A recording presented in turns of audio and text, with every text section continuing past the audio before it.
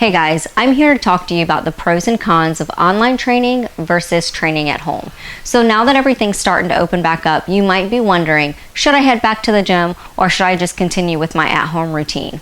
Well, let's talk about it. First, I just want to lay out the positive and negatives for both sides, okay? And then I want to talk about how to really hone in those positives and negatives and make a decision that's going to work for you. One of the pros for in-person training, being in a gym setting, whether it be working out on your own or a group class, is you have someone there to help you with form feedback. I talk about form a lot, and I think it's super important. When you're working out at home and you don't have someone there, even if you're following a video and watching someone perform an exercise correctly, it can kind of be confusing on if you're doing that correctly, or maybe you think you're doing it correctly, but you're really opening yourself up for injury. So when you have a professional on site in whatever setting, then it kind of helps you say, I'm not sure about this, am I doing this correctly? And they are right there in the moment to help you fix that form. That is a big pro for me. The other thing is accountability. When you're going to a group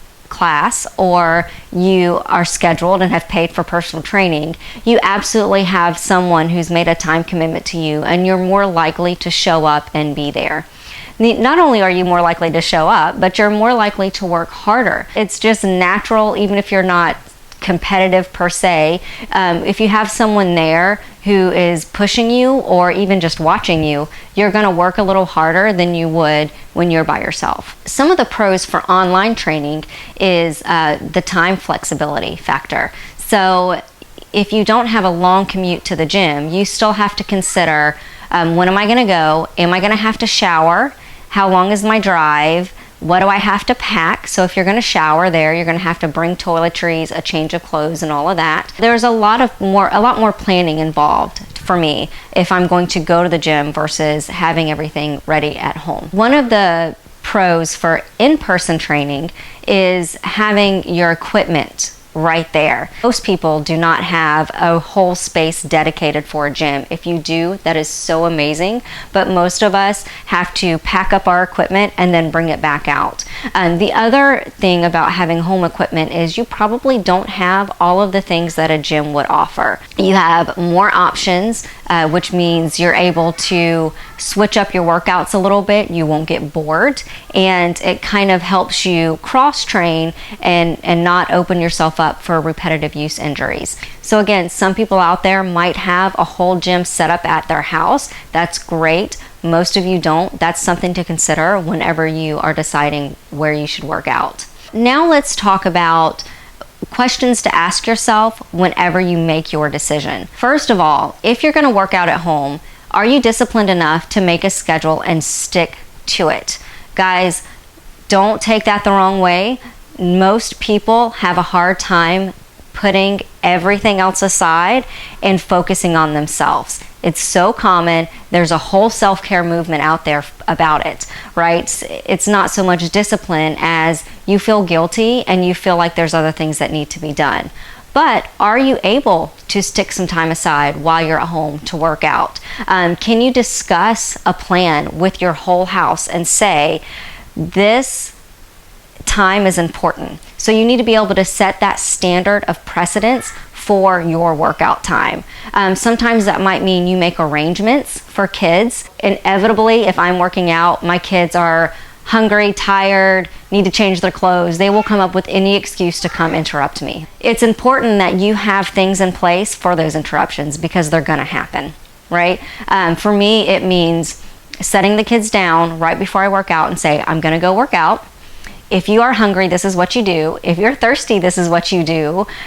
Do not come bother me unless you are bleeding.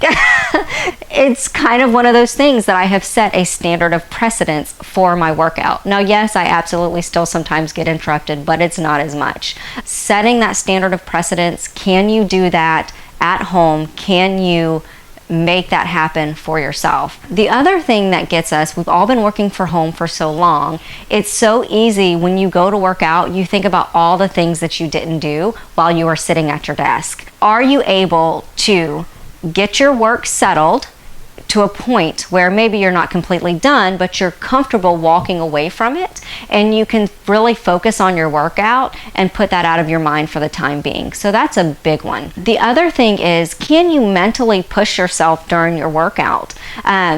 Some of us are intrinsically motivated to really kick our own butts and have a good sweat session. Some people need an outside influence. There's nothing wrong with either side. If you are one of those people who perform better when you have friends around, then that's something to consider when you are thinking about working out at home or going back to the gym. Do you have all the equipment at home, if you're thinking about going that route, to reach your goals? It's great if you have a couple sets of dumbbells and some bands or whatever it is, but is that going to be enough for you to hit your goal of getting toned and staying strong? If you are a runner and you want to improve your 5K time, do you have the equipment at home when the weather's crappy and you can't get out and run? That's a huge deal, is do you have the equipment at your disposal at home for you to hit your goals? Is your COVID gym space a permanent space? So we were kind of thrown into this, and for the past year, we've made adjustments in our home for a workspace, for a school space for kids, whatever it is, and probably a gym space. Is that space supposed to be something else? So you've been living with it for the past year and you've probably gotten used to it, but is that corner a corner that you were like, man, I really want that to go back to my reading nook, or I would really like that to be my social area, or my dining room table, whatever it was. So that's another thing to consider. Is your COVID space gym a space that you're okay with it being permanent? And if not, then maybe going back to the gym would be a better option for you. Another thing I'll say is, are you prepared to work around pain and injuries? It inevitably happens. We all develop some sort of tweak or pain when we're working out consistently. Okay, most of it's minor and you can just kind of take a couple days off and then get back at it, but sometimes it's more intensive than that. So are you prepared mentally, right, to, if you have an injury, not have someone at your disposal to ask? Okay, sometimes that might mean doing a little bit of research if you're in the home setting to figure out what's going on with you and if you need to go to a doctor.